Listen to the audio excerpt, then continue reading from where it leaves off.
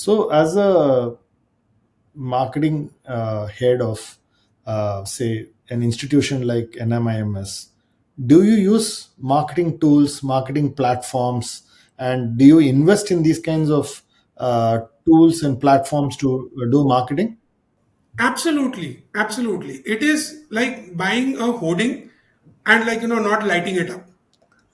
You may have the hoarding, you may have you may feel that your ad is visible, but if you are not going to light it, if you're it's going to, I'm using a very different analogy because today hoardings are also all converting to digital screens. But without that light, which is equivalent to your tools, your attribution modeling tools, or your tools, because you see today on social media also a lot of students go and talk and vent out their right from students to people who are applying.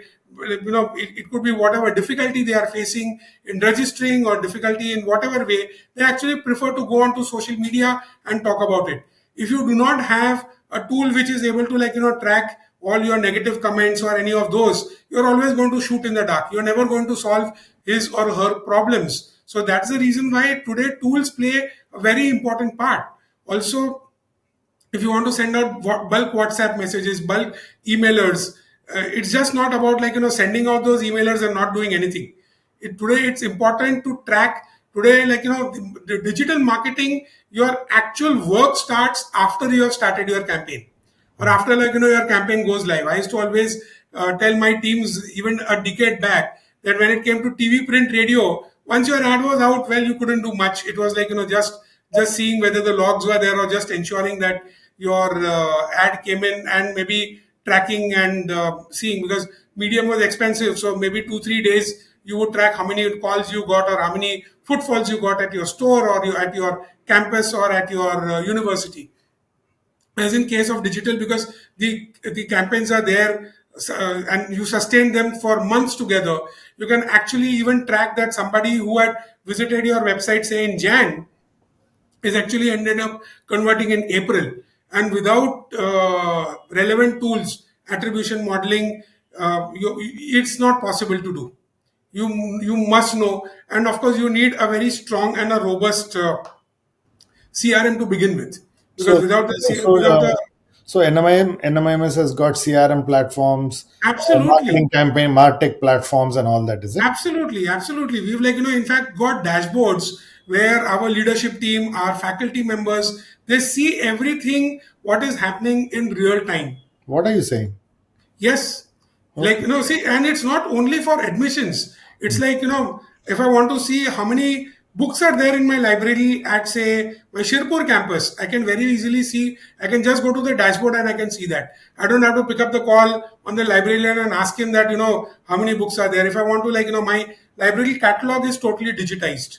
So if I want to know, let's say a particular book, maybe not available in, say, Indore, but maybe available in Mumbai, maybe available anywhere else. So in that respect, we've digitized everything. Okay. So it's no longer where, so it is actually more of a digital transformation than digital only being used by marketing. Okay. So the entire thing is digitized. HR is totally also digitized, because typically that's what not doesn't happen much in an education institution. But NMIMS has always ensured that we are the leaders in that respect, and we have totally digitized everything. In fact, our entire admission process, right from filling up the lead form to registering to document verification, everything is digital. So it's And almost I'm like, very is it almost like buying insurance? Yes, it is more than that.